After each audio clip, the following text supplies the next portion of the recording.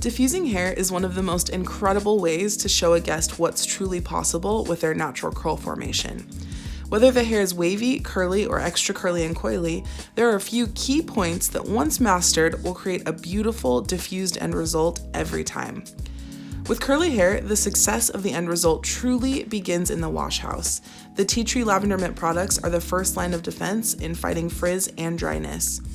Many guests are turning to a co-wash experience to cleanse the scalp and infuse moisture into the hair at the same time.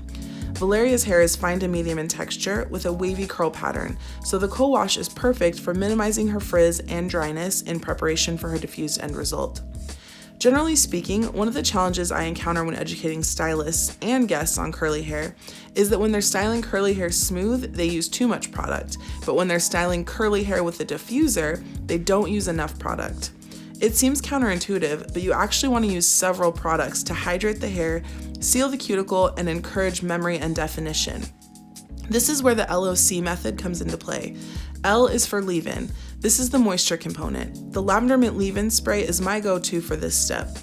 O is for oil. The Lavender Mint Nourishing Oil is incredible for all textures and curl formation. It's lightweight enough to use on fine wavy hair and nourishing enough to seal coarse or coily hair. And finally, C is for cream. In preparation for Valeria's diffused style, I use the Lavender Mint Taming Cream to create definition and memory. When applying product, it's important to make sure that the hair is saturated from the base all the way to the ends. I prefer to work through each section and layer the products as I go.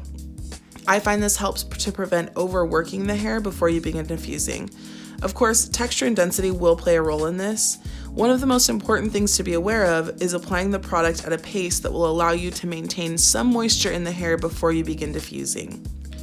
Once the product's in the hair, there's a strict no touchy-touchy policy. As the hair begins to dry, if you touch it too much with your hands or with a rough airflow, it will create frizz. This is another reason that we use more product in the beginning. It almost encapsulates each curl to protect it from the elements while it's drying.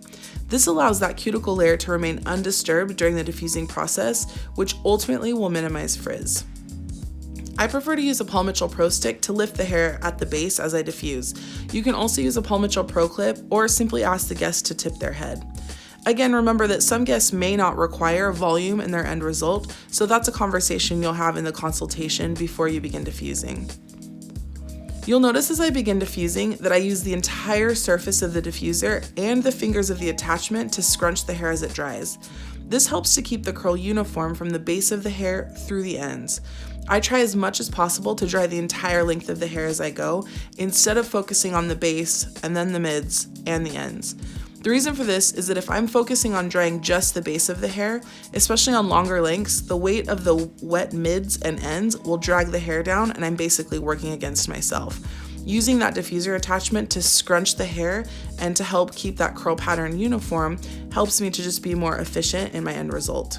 My dryer is generally set on a medium to high heat and low to medium airflow.